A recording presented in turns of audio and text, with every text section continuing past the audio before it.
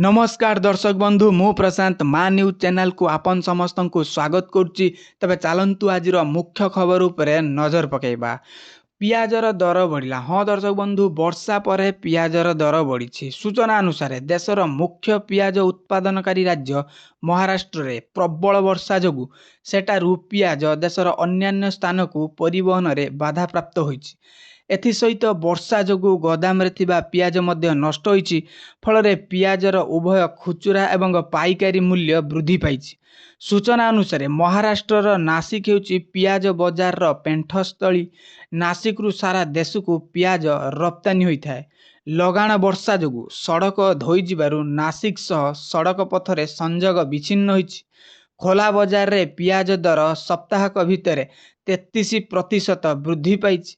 2 दिन तले केंद्र सरकार पियाजर संग्रह मूल्य क्विंटाल पिछा 2125 टंका को वृद्धि करिसेंती।